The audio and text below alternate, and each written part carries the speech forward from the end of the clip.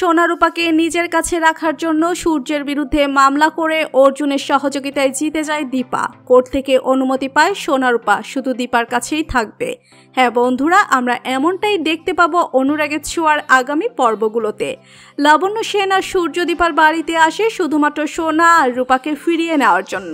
সেন বাড়িতে সূর্য আর লাবণ্য সেনের এই ধরনের কথায় অবাক হয়ে যায় দীপা।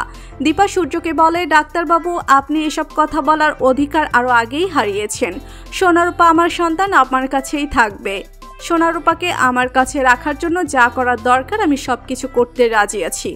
দরকারে প্রয়োজনীয় আপনার সাথে আমার কোর্টে দেখা হবে। সোনারূপা কার কাছে থাকবে তার ফয়সালা আদালত দিবে। এই বলে সূর্য আর লাবণ্য সেনকে দীপার বাবার বাড়ি থেকে তাড়িয়ে দেয় দীপা।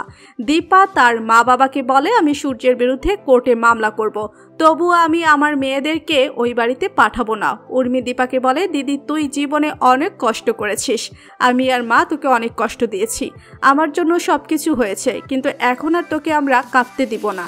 তারপর উর্মি অর্জুনের বাড়িতে যায়, অর্জুনকে সবকিছু খুলে বলে এবং অর্জুনকে দীপাকে সাহায্য করতে বলে। অর্জুন বলে, দীপাকে আমি চিনি, যে মেয়ে সে কখনো কারোর সহযোগিতাও নিবে না, তারপরও আমি দূর থেকে যতটুকু সম্ভব আমি দীপার পাশে থাকবো।